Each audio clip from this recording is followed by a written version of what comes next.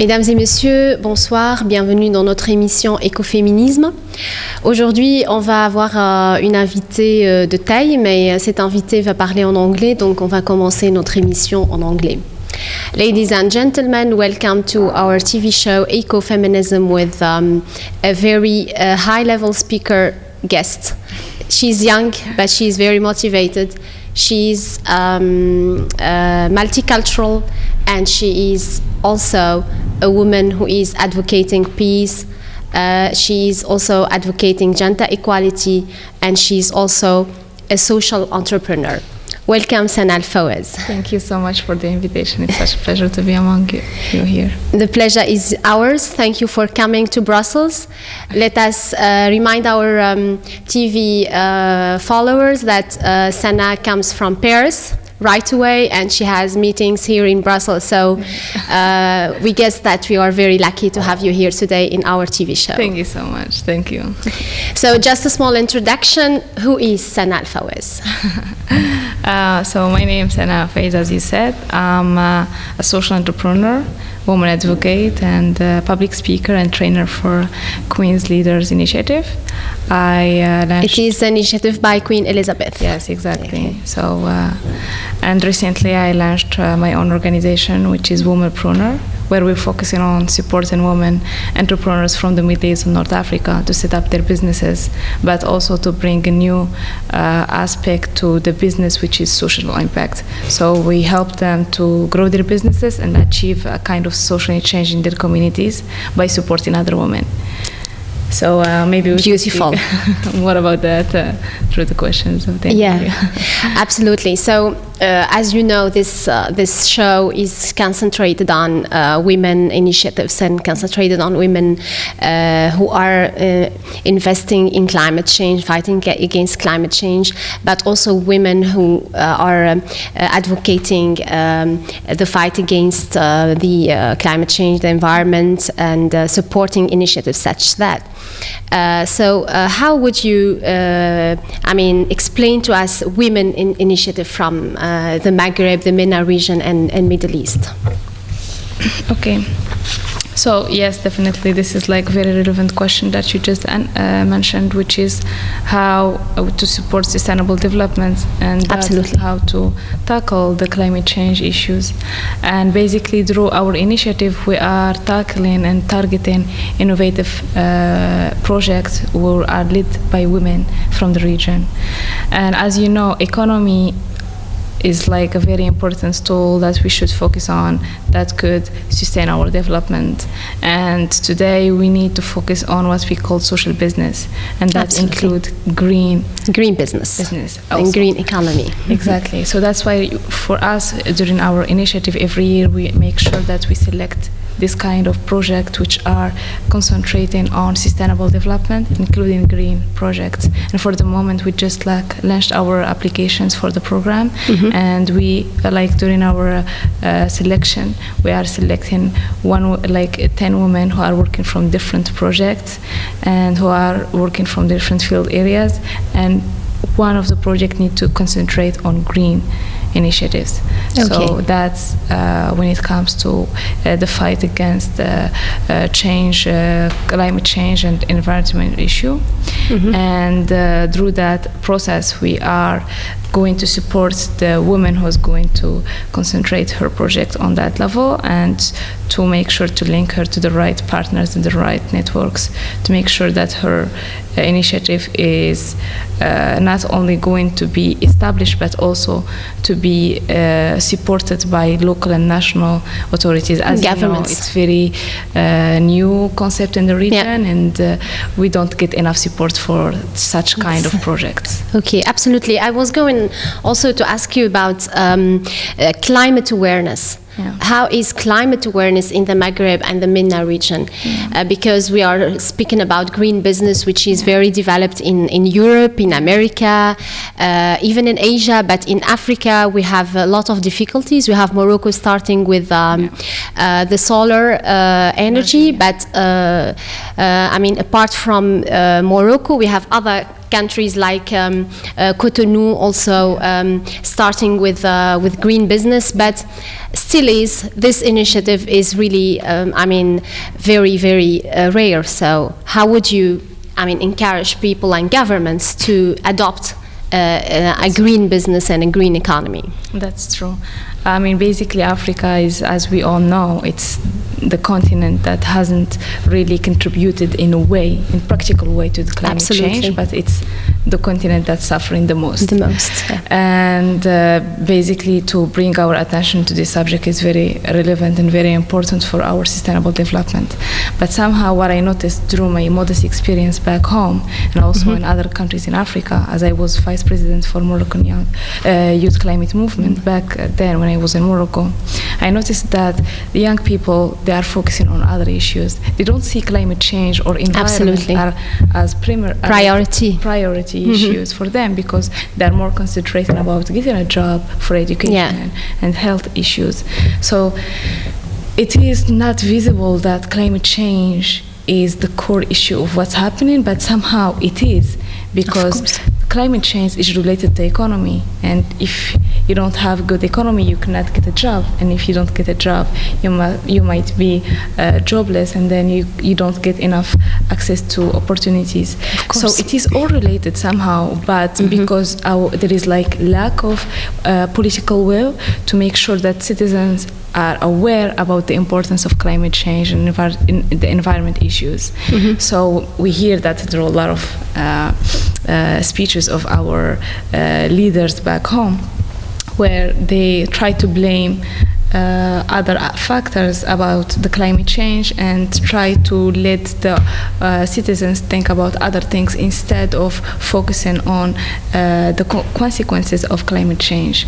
So it is not easy. It's not an easy fight, I would say, but somehow I would say that people are, like, especially young people, are more and more aware, especially young people like ourselves who travel abroad and then come back home and try to bring awareness to their communities.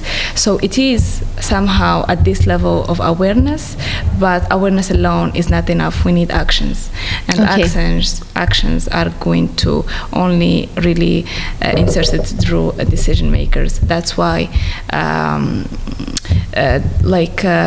actions like the ones that Morocco is taking today to organize this kind of big conferences and take initiatives like solar energy and so on. Maybe it's going to be an encouraging example for other countries in the region to take into consideration on national level. Okay, you talked about awareness. How can you raise awareness as a young woman in the region? How can you raise awareness? Could we, for instance, have a climate change course at schools? Could we raise awareness by doing conferences, by doing, giving statistics? So how would we raise awareness to people in the region? Yeah, that's a good question. Definitely the awareness could be, we need to think about awareness on different level. And when we speak about awareness, we need to think about target groups. For example, rural people who are more, and especially women who are more affected by climate change. And by poverty. And by poverty, exactly, more than the other target groups. So how are we going to reach these people? And maybe I can just give a brief example where I worked back home with some rural women in Akka, and it's in the south of Morocco, and in the Atlas, which is like in the north, where I was very surprised by their level of understanding, even though they don't use the technical words of climate change or environment, but they understand that their communities are suffering, but somehow they need help, and they are asking for that help, but few is done when it comes to that level, because we don't give that attention to rural areas. We're thinking about urban areas more than rural areas. And I was amazed by their level of awareness, but also the level where they are making sure that other people from their communities understand that the situation is very serious and we need to do something. And I had this discussion with them, and then many of them went to local authorities to kind of submit kind of recommendations that they need to do something about the situation. And this is an action coming from rural women who basically never got an education. They are illiterate, and basically they understand few when it comes to their rights. So this level, for me, it was like very inspiring that they knew that there is something wrong, and they went to ask for their rights. But as you mentioned, education is an important tool that we have to use, like in school, not only universities. For example, I didn't, for myself back home, I didn't get an education about climate change or environment issues when I was in my primary school. So this should start like from an early stage where people can understand that, but also through media, traditional and the new media, where people can get information about environment issue, and so that everyone gets involved within this fight. Of course. And how would you, for instance, focus on gender issues? Because you are also an advocate for gender equality in your sphere and with your initiative as a civil society organization. So as we know, and as we have just said, that rural women are mostly affected by climate change. And gender equality, fighting against poverty and climate change starts with issues like gender equality, with education. How would you, empower these girls in rural areas? Definitely, for the past 4 years, I was very lucky to work with different organizations back in the region, in the Middle East and North Africa, where we were focusing on everything related to women empowerment. And somehow I felt that we were focusing on cultural and social and religious level. Okay. And we were blaming only some of the factors. And that was the way where I observed that we need to empower these women through another way. And that's why I believe that economy, it's a strong tool from which we can empower these women to not only have a kind of economic independence, but also to have their, to impose in the society and to have their say on that level. That's why, like through Womanpreneur initiative, we are tackling social change on economic level. So what we do is that we support 10 women every year to develop their initiatives by 4 core areas through access to networks, access to finance, capacity building, and social impact. And these 10 women that are selected are meant to empower other women back home. And not only urban women, but including that women from rural areas and from marginalized groups, like for example refugees and migrants. Okay. And as you know, today we have this crisis back home in the region, where women, the migrants and the refugees lost everything.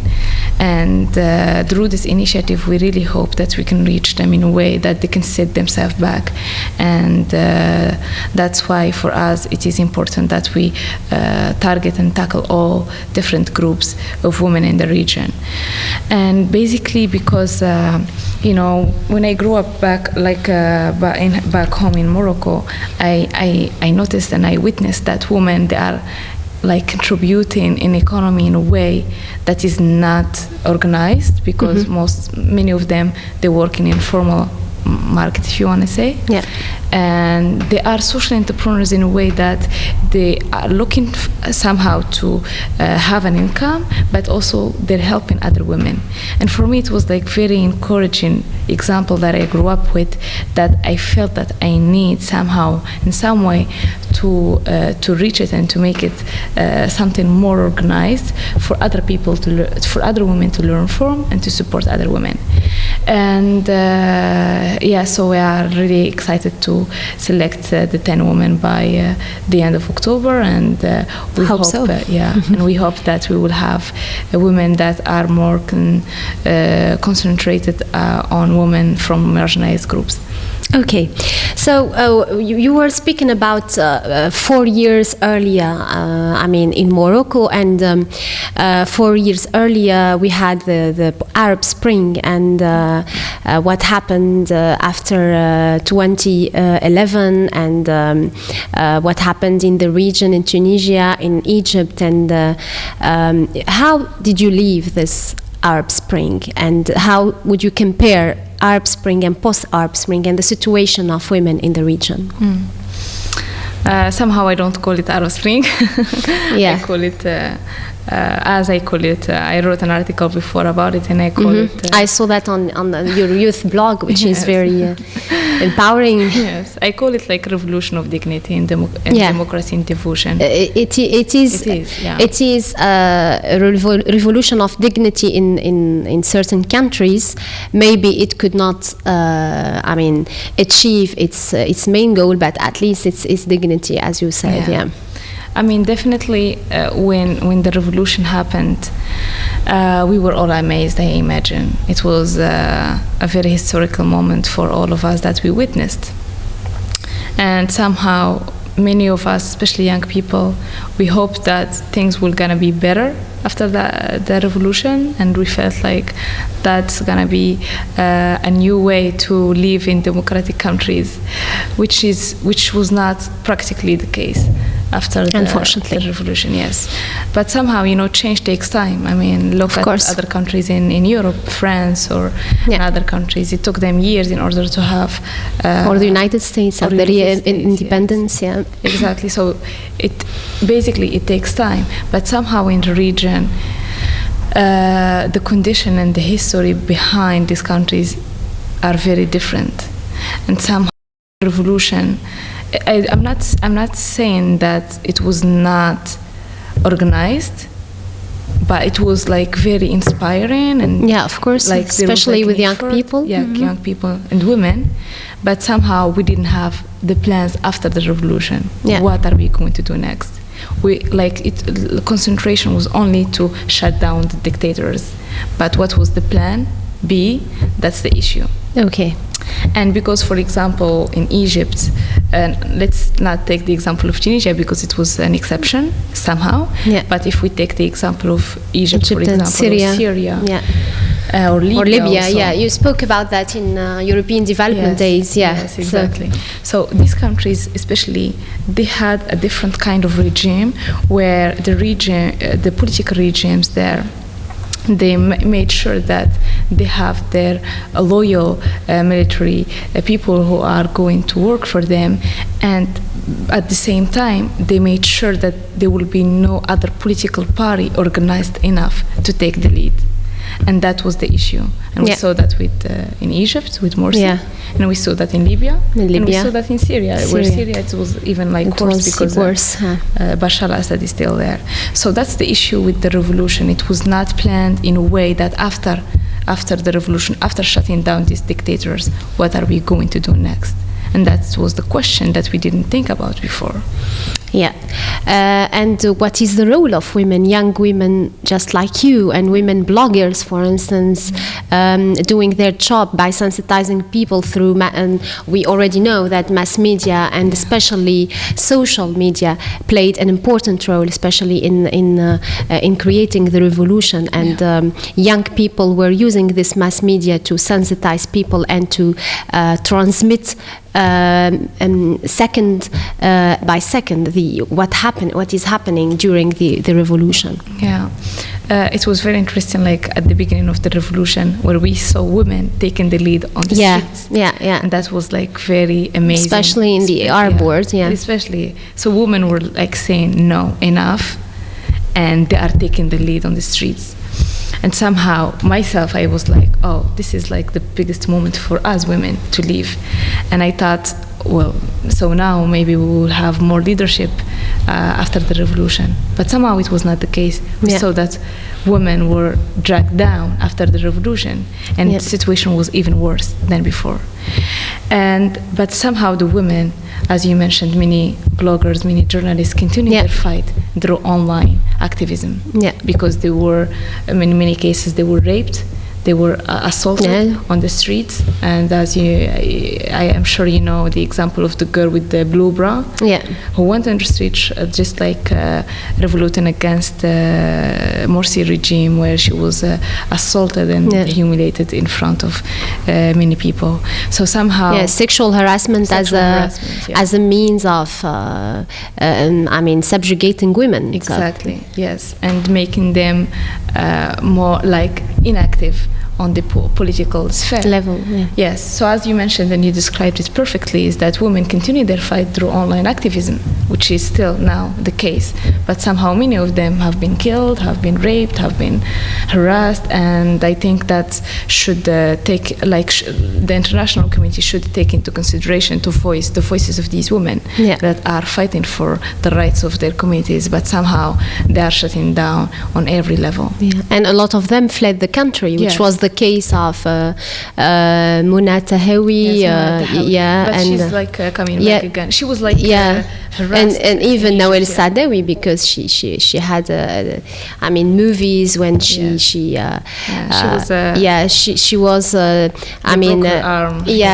was criticizing directly the extremists, and she fled the country because she found that she could no longer stand this situation. Yes. I met her last year, and it was very interesting when she mentioned that during that day when they broke her arm and they assaulted her, many women have been through the same thing, but for her, she voices her voice using the act of writing. The media, in the but media. These women didn't do that because it would be a shame to say that they have been raped or assaulted. And which is very cultural. Exactly. So you don't speak about it, and this speaks just like to for us just to imagine that how many women are being raped, assaulted, humiliated, but they don't voice their voices because of the cultural aspects of their countries. So somehow the revolution is very it's not an easy topic. To really deal with, because it's very complicated in itself, and we are still in that phase where we are still in process of change. So I'm not going to say we failed, but somehow the result will take time, it will take years in order to see results, but we need to continue the fight at the same time. Absolutely. And we were evoking Nawal Saadawi and a lot of Arab feminists. So how would you see now the Arab feminism, this movement, this literary movement evolving from and evolving from the 1920s until now? And we have so many literary figures, feminine figures, writing about before and after the revolution. How would you see that, and how would you qualify the act of writing and the Arab feminist movement, which was a movement which was one of the first movements, feminist movements, also in parallel with Europe and in parallel with the American feminism as well. Thank you for saying that, because many people think that that it was in parallel with the European and the American feminism. Yeah, that's true. And even I think even before, like it started in Egypt. And there are many important writers like on feminism, and one of them is Fatima al-Mernissi in Morocco. And for me, she's like one of the inspiring models that I look at too when it comes to describing the feminism in our region. And the thing is that today in the region there are many, there is the international community that tries to impose on us certain models that we need to follow as feminists, which I don't totally agree with, because we basically we have our own realities, our own history, our own conditions, and feminism in the region is really melted with different factors. So you take the religion, you take the culture, you take the race, you take the colonizations. as factors explaining what is to be a woman today and what is the feminism in the region. But somehow... So it's very complex. It is very to complex. Identify. Yes, it is. It's not because of religion only, on no, itself, not or only on religion. culture, but it's really the mixture of all the factors. The identities. That explains why today we have this critical situation that women are facing on a daily basis. But somehow I'm very optimistic about the new generation, because we understand that our realities are different, and we are trying to fight for our own feminism issues, our own fight that has nothing to do with Western influence. And for example, we have Femin, which is trying to impose their ideology back home, and somehow I don't have issue with the movement on itself, but I have the issue in opposing it in our region, because basically it could work here in Europe, but is it representative back home? Is a woman would be interested to join such movement? And if this movement really cover the needs and the realities of women back home? So this kind of actions that we continue to see back home in the region, we need some people from the external world to explain to us how to fight for our issues as women. And that's in itself, it's very critical. So we continue to live in a way that we need the Western countries to impose on us certain models that we need to follow in order to reach kind of gender equality. But we don't need that, because we have enough women who are educated enough and they understand enough the realities, and they know enough how to fight for their causes. So that's why for me the feminism back home is a continuous process from the days of our grandparents, and we are continuing that fight. And what about the identity of women? Because we have seen in your blog, you are writing about your identity, which is a mixture, as you said, between Moroccan, between Western, conservative culture. So you have this mixture of identities. How would you identify yourself as a young lady who has multiple identities and who wants to fight for her rights and for the rights of her partners and the young generation behind her? Yeah, the article I wrote, it was about the Moroccan identity between Islamic culture and Western values.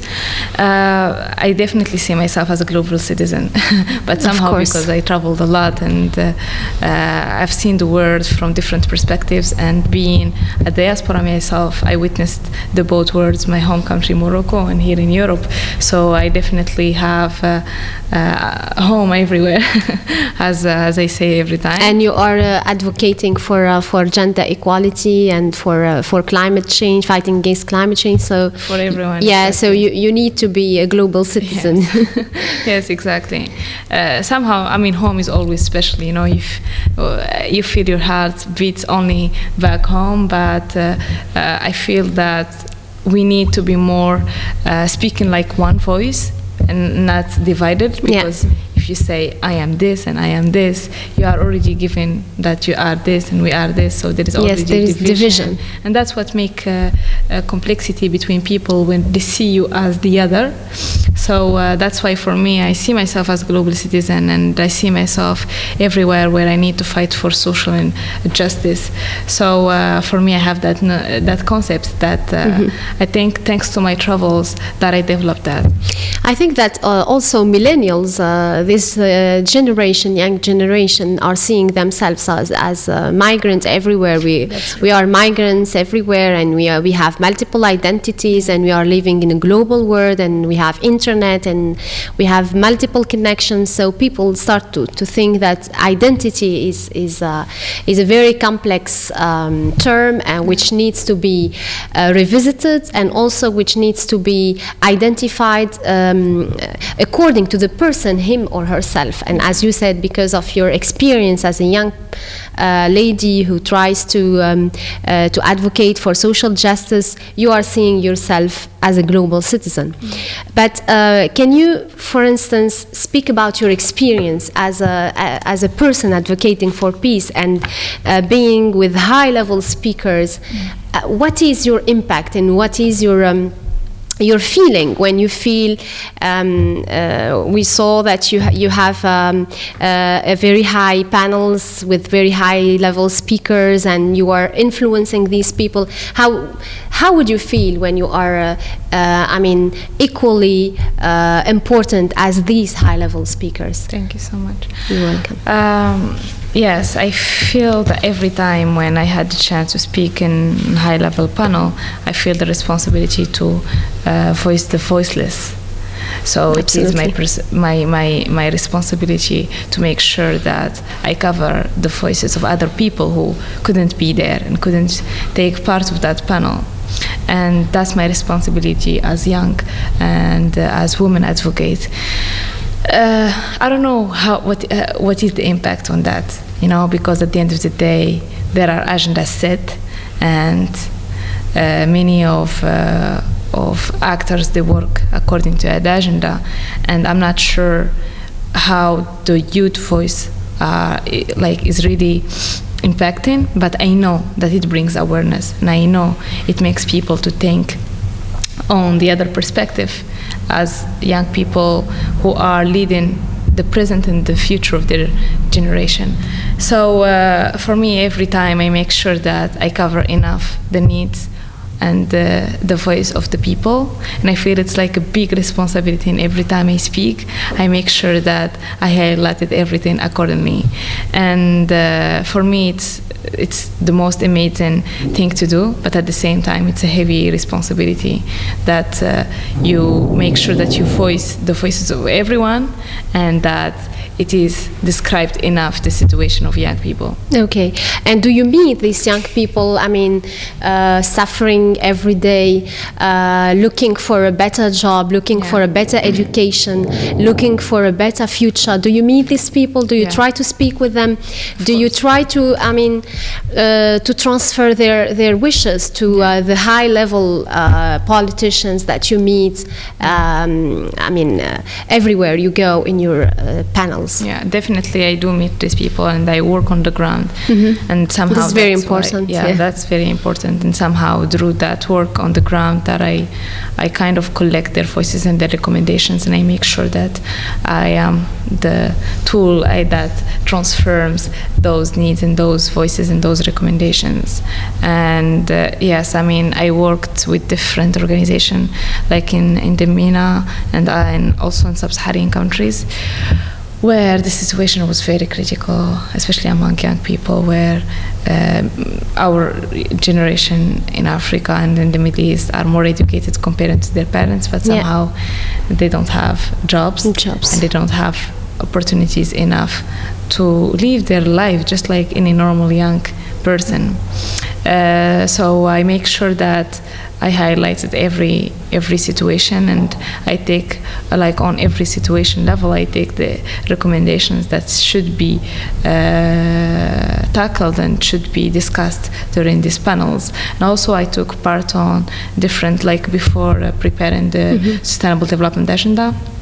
I was part of an organization where we prepared a document of recommendation policy that we submitted to the United Nations in order to take it into consideration while drafting the agenda, the global agenda. So it was a humble experience that I have been through, and it was an experience, Perfect. So you said that you were participating in the Sustainable Development Agenda, and we saw in the European Development Days that you met Queen Mathilde, who is the UN Ambassador for Sustainable Development Goals. So what is your feeling when you meet, high-level speakers and people who have this experience and doing great job all over the world, like Queen Mathilde, who is a Sustainable Development UN Ambassador? Yeah.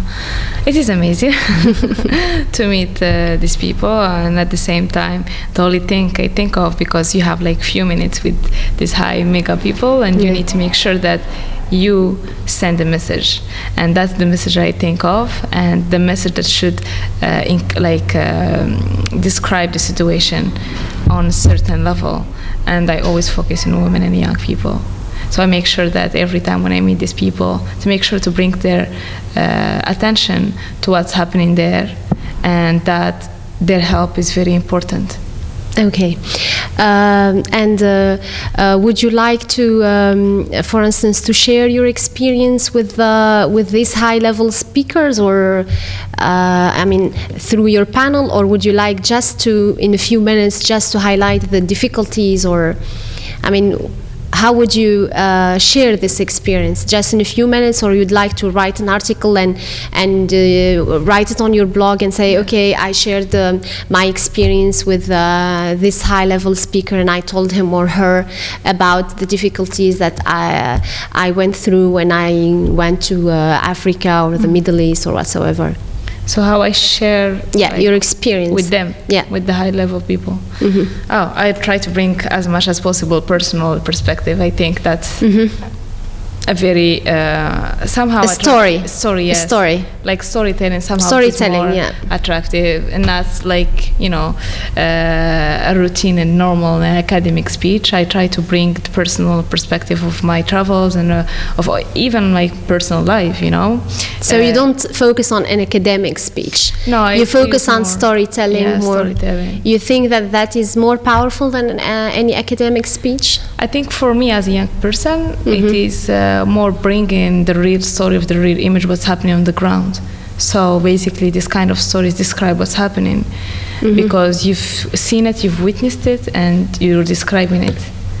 But it's not like I prefer this kind of speech, but it's somehow for me the kind of speech that I focus on, because I lived it and I experienced it, and I make sure that I can transform it to the people who attend my speeches. Okay, so would you like to share with us, and we end with this storytelling, would you like to share with us a message or a story to our TV followers and people who are listening to us now? Which kind of experience would you like to share? What is the message that would you like to launch to young people, to young women in the region? The floor is yours. That's amazing. I will describe a story of she's one of my partners today in my organization. So back I was working for an organization on covering the stories of women entrepreneurs back in the region, and how they contribute to change through their businesses. And then I met this amazing woman. Her name is Abira Boughait. Okay, so Abira, if she's watching us, you are our guest. Yes. You're a protagonist. And she's very inspiring woman, because she grew up in refugee camp in Jordan for 12 years, and basically she couldn't have a normal education like other normal people. She suffered a lot in order to get a decent education, and she didn't have enough opportunities and access. So she went back again to Palestine, to Dura, which is one of the most conservative areas in Palestine. Okay. And she got an education, she graduated, but somehow because of the cultural aspect of this area, women did not allowed to work. So basically she was they were expecting her to stay home, to get married and have children. And somehow it was not the way she imagined her life. Okay. Because she knew that as a woman, she knew that she can do much more than just that. It doesn't mean that having a children, having a husband, it doesn't mean that you are less, but you can do that along with having your own professional career and successful life. And then she stayed at home for 2 years, and when she started her own online company, providing online services like website development and localization services and so on. And meanwhile, like in 6 years, she provided more than 300 jobs for other women who are in the same situation as hers.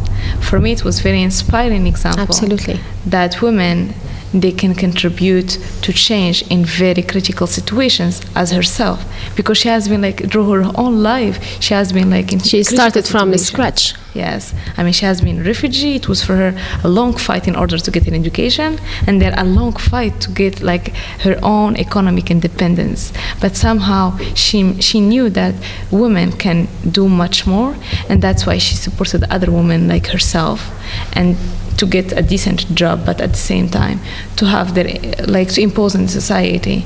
And today she's the first woman tech in Palestine, and it's, for me, it's very inspiring example that I keep telling everyone about, that as a woman, even though if you are in critical situations, somehow there is a way how you can contribute and support and be part of the development of your community.